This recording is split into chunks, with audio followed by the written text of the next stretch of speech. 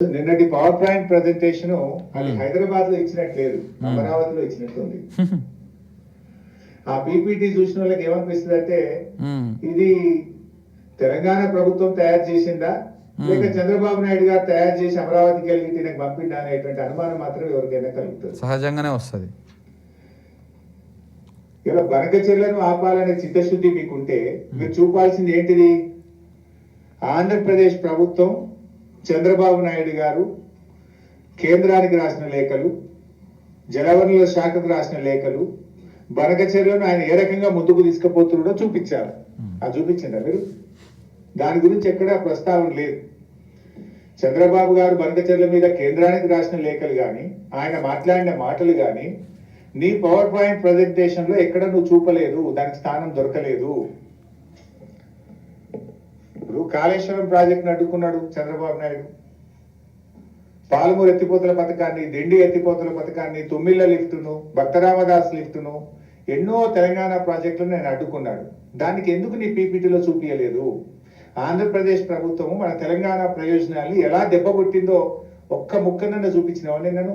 గయాన్ని చూపిస్తారా ఎవరన్నా? గవన్నీ చూపిస్తారా అండి? గవి చూపిస్తే రేవంత్ రెడ్డి ఎందుకు అవుతుంది? అది చూపిస్తే బీఆర్ఎస్ వాళ్ళు అవుతారు, అది చూపిస్తే కేసీఆర్ లేకపోతే హరీష్ రావు ఇంకెవరో కేటీఆర్ అవుతారు. గవన్నీ చూపిస్తాడు రేవంత్ రెడ్డి. ఆయనకు రాజకీయ పబ్బం గడపడమే కావాలి. నిజంగా ఇట్లా మాట్లాడితేనే వన్ సైడ్ తీసుకొని మాట్లాడినావు శంకర్, నువ్వు ఇట్లా ఒకటే పార్టీ స్టాండ్ తీసుకున్నావు. ఒకటే పార్టీ స్టాండ్ కాదు, ఇలా తెలంగాణ ప్రయోజనాల కోసం మనం నిజంగా మాట్లాడాలి కదా.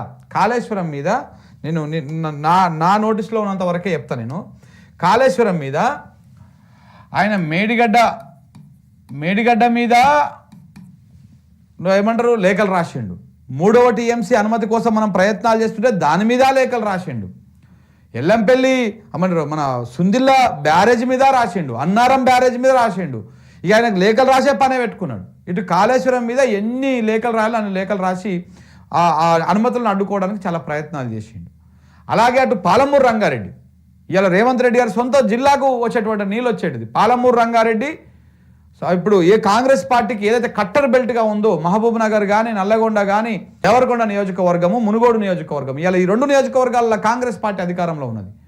ఆ నియోజకవర్గాలకు సాగునీళ్లు, తాగునీళ్ళు అందించడం కోసం పెట్టినటువంటి ప్రాజెక్టు డిండి లిఫ్ట్ ఇరిగేషన్ ప్రాజెక్టు. దాదాపు ఒక 4-5 లక్షల ఎకరాలకు నీళ్లు అందించడం కోసము ఆ ప్రాజెక్టును రూపొందిస్తే దాని మీద ఎన్ని లేఖలు రాయాలో అని లేఖలు రాసి చివరికి అది సుప్రీంకోర్టులో వ్యవహారం చేస్తే ఎన్జిటిలో కూడా కేసేసి దానికి అనుమతులు రాకుండా అడ్డుకొని ఇప్పటికీ రకరకాల ఇబ్బందులకు గురి చేస్తున్నది ఇదే చంద్రబాబు నాయుడు, ఇదే ఏపీ ప్రభుత్వం.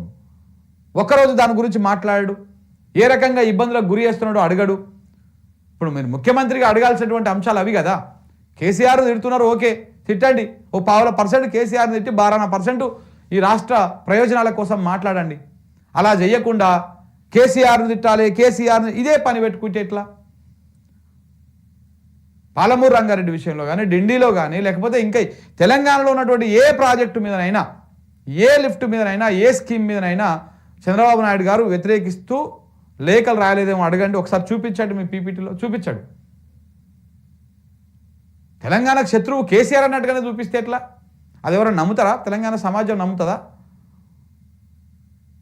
ఈ రకంగా తప్పుదోవ పట్టించేటువంటి ప్రయత్నాలు చేస్తూ ఉన్నాడు ఆయన. ఆ పీపీటీ నిజంగానే అమరావతితో తయారై వచ్చినట్టుగానే ఉన్నది అది. సో కాబట్టి తెలంగాణ సమాజం తెలుసుకోవాలి, ఇప్పటికైనా సోయిలకు రావాలి, ఆలోచన చేయాలి, ఏం జరుగుతుంది నీళ్ళ విషయంలో ఏమవుతున్నది అన్నటువంటి అవగాహనకి రావాలి.